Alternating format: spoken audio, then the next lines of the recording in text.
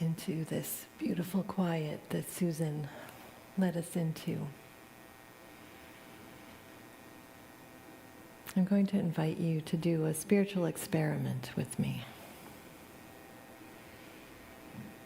I, right now, can feel my body softened. The keyed up sense of beginnings has slowed down. So I'm going to ask you to choose a hand and clench your fist as tight as you can.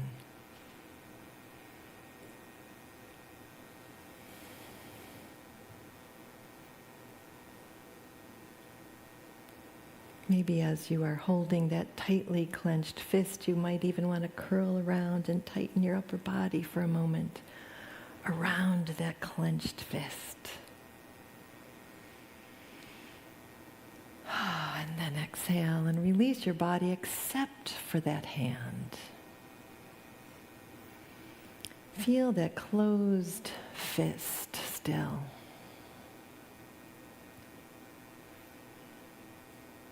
And as you feel your body settle again into the comfort of the seat where you are supported,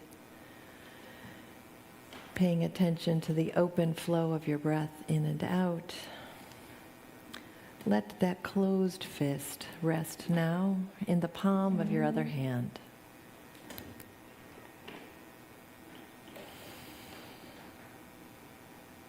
And let your hands just rest on your lap.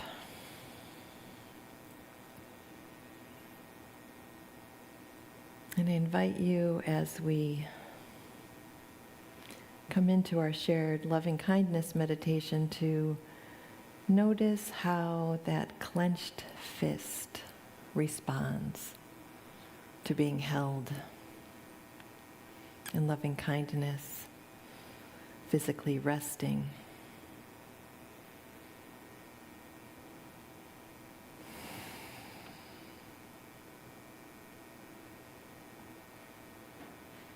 I'll say each line of the loving kindness meditation, this beautiful version that I have, and you are welcome to, in your heart, repeat those lines if you wish.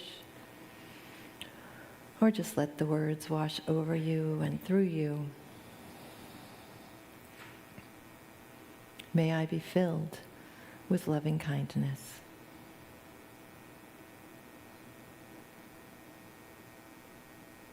May I be free from suffering.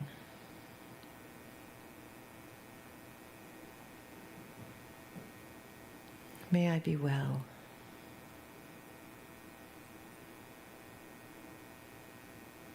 May I be at peace. May I be joyful.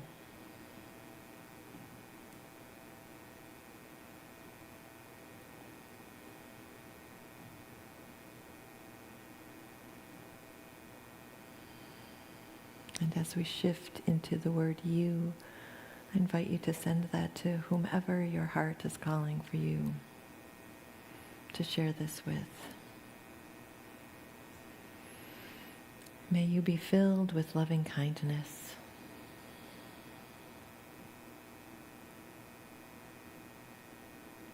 May you be free from suffering.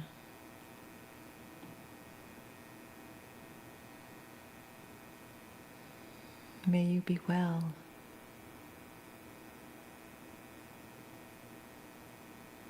May you be at peace.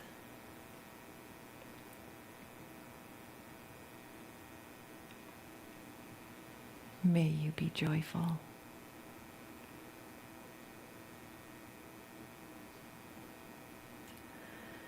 And yet we recognize that truth as we send these words out. May all beings be filled with loving kindness. May all beings be held in loving kindness.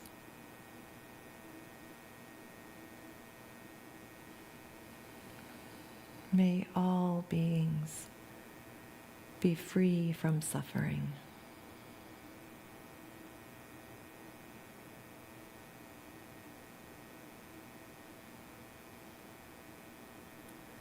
May all beings be at peace.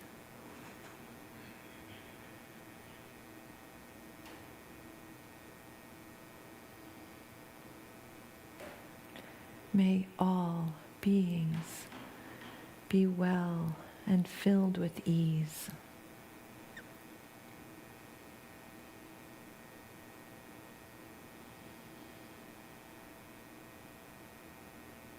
May all beings be joyful.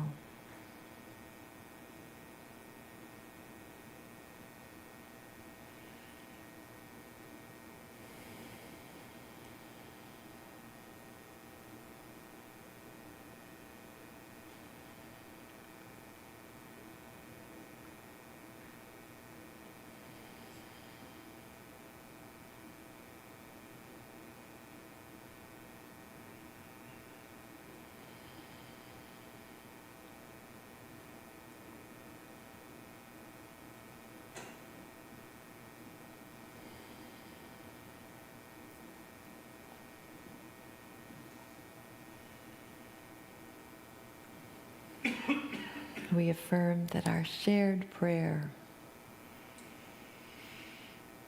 vibrates in each of us and vibrates out into a world hungry to feel the truth of their divine essence. And so it is. Amen.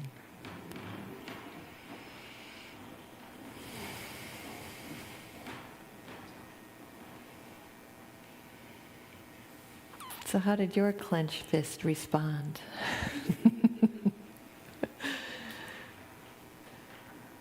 Did it soften? Did it open? Did it unfurl? Whew. Did it feel cupped, ready to receive?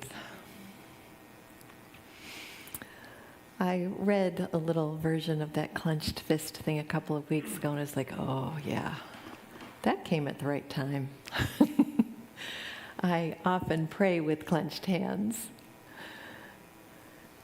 Old habits die hard. Stepping into the beauty of affirmative prayer, of using my language, my words, to remind my cells that I am working in concert with God within, that we are working in concert with God within. It's hard to let go of beseeching, please help us. And so that gift of softening our clenched hands and landing in the gift of loving kindness, of keeping our channel open to both give and receive loving kindness and peace and ease and well-being. What a different starting place that is. So I sent Roger an email while I was away. Last week, actually a week. Wow, was it really? It was 2 weeks ago tomorrow. Time flies. 2 weeks ago tomorrow, I had the gift of being away, really away, almost for a whole week. But 4 of those days at the beginning of the week were with my mom and dad and my sister in a house we rented in the booming town of Coxsackie, New York. But it was a house that faced a beautiful property that rolled down to the Hudson River. There's no river access there, except for with our eyes and with our ears, listening to the sound of birds and the little nature sounds when one is off the beaten track. There are no sounds of traffic noise. I can hear birds in my neighborhood, but I also hear the hum of the cars zipping up and down along my street. So to be away, to feel the exhale that happened for all of us after a very intense summer of medical journeying with my mom actually in the winter into the early spring, and then the last couple of months with Dad. To feel us all go was an incredible gift. And one morning, I read this little bit of inspiration, and I sent it to Roger and said, I don't know exactly where I'm going, but I'm playing with this idea of keeping the channel open. So this is Saul Bellow. In the greatest confusion, there is still an open channel to the soul. It may be difficult to find, but the channel is always there, and it is our business to keep it open, to have access to the deepest part of ourselves, to that part of us which is conscious of a higher consciousness, by means of which we make the final judgments and put everything together. And then in conversation with that, here's Pema Chodron. The only reason we don't open our hearts and minds to other people is that they trigger confusion in us that we don't feel brave enough or sane enough to deal with. Oy. I don't know about you, but I have people in my life that I sometimes feel triggered by confusion. I've had moments in my life when the confusion comes because what I wanted isn't what happened. My way of seeing got blocked. So that morning, sitting and watching the Hudson River flow by, with the sun sparkling on the water, I noticed that in front of the house, there was a long strip of plant material in the middle of the Hudson River. And so, talking back and forth with my dad, we finally came up with it's a channel marker. It's not a natural formation. There's an island a little bit further out from where we were, and it was clear that you could see that the water was shallow near the island. So here is a channel marker to guide the barges and the boats that travel up and down the flow of that river. It keeps that channel open and safe. Beautiful metaphor that clobbered me on the head. Oh yeah, the channel needs to be open. One afternoon watching that river, it was I think Wednesday afternoon when those wild storms blew through. It was raining so hard that we could barely see that there was a river. That's how heavy the rain was. Blocked the view of the river altogether. The channel was still there. The flow was still there. We just couldn't see it. Again, the metaphor kind of clobbered me on the head. John O'Donohue writes in Bless This Space Between Us, the way you look at things is not simply a private matter. Your outlook actually and concretely affects what's going on. That's new thought, right? Your thoughts, your mind help create the reality you're living in because of our perceptions. The way you look at things is not simply a private matter. Your outlook actually and concretely affects what goes on. When you give in to helplessness, you collude with despair and add to it. You collude with despair. When you take back your power and choose to see the possibilities for healing and transformation, your creativity awakens and flows to become an active force of renewal and encouragement in the world. In this way, even in your own hidden life, you can become a powerful agent of transformation in a broken, darkened world. There is a huge force field that opens when intention focuses and directs itself towards transformation. John O'Donohue wrote that years and years ago. This is not pulled from the pages of today. It echoes the timelessness of all of those teachings which guide us to remember. When we give in to helplessness, we collude with despair. When we take back our power and choose possibilities for healing, we are part of the healing. We are part of the transformation. That is the beauty of our vision and our mission, of remembering that we are steeped, our whole being, each individual cell of us in the whole are steeped in the divine givingness of God. We cannot help but be that. But our vision gets cloudy. We're faced with a challenge, a confusion, a disappointment. I wanted that thing, and it's not what I got. I wanted this outcome, and it was different. I feel helpless, I feel hopeless. And so our confusion, our pain, clouds our vision and makes us forget what we're made of. So how do we uncurl and unfurl? How do we open that channel? It was a privilege to be able to open the channel while looking at the Hudson River with my parents and my sister, and having other siblings come and help with dinner and visit with friends. That was an easy one.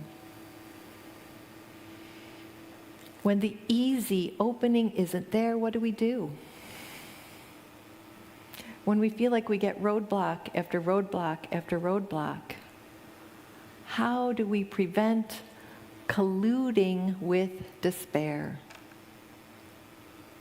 Here is one way. Here's one of my favorite ways. We come together in community with all of what we bring, our confusions, our sufferings, our frustrations. We don't have to put on a shiny face and pretend that we don't have those confusions. We come together and we help each other see the truth.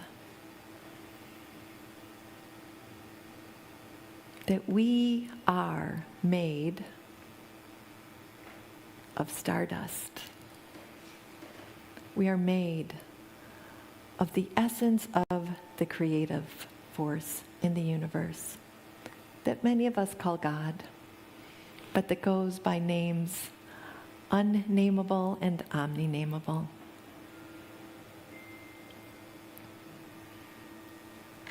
Sometimes the channel opens because of a no. No, not this. This path is not open to you right now. And so our confusion opens until we take a breath and we see that that might lead to maybe yes, this grew from the no, not that. Keeping our channel open requires us, I'm going to say it requires me, and you can plug your own words in there. I need to slow down to let the channel open. So I'm going to suggest that maybe you do too, but maybe you actually need to speed up. Maybe you need to take a walk. Maybe you need to take a run along a path. Maybe you need to vacuum your living room with enthusiasm.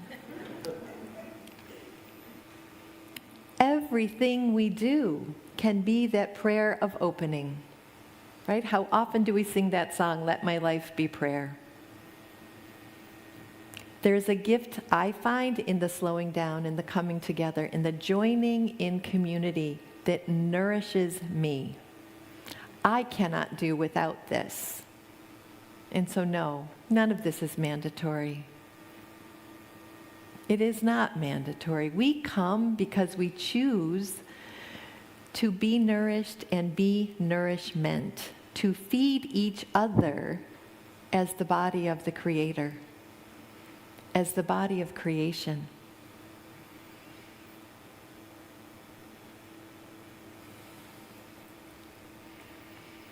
John Philip Newell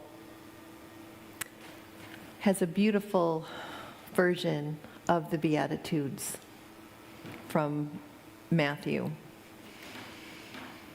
The blessings of Jesus. Blessed are those who know their need, for theirs is the grace of heaven. Blessed are those who weep, for their tears will be wiped away.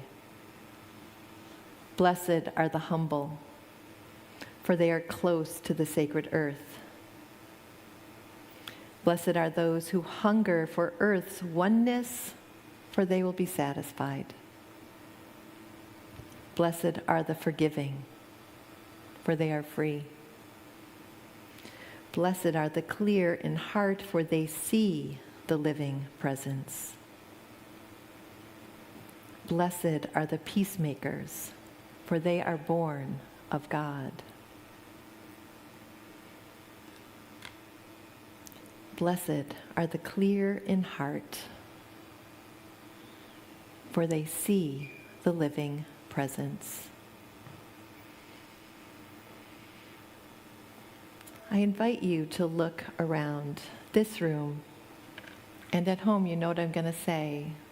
Put your phone in selfie mode, or go look in a mirror, or look at a beloved in the room with you, and see the living presence with your clear eyes and your clear heart.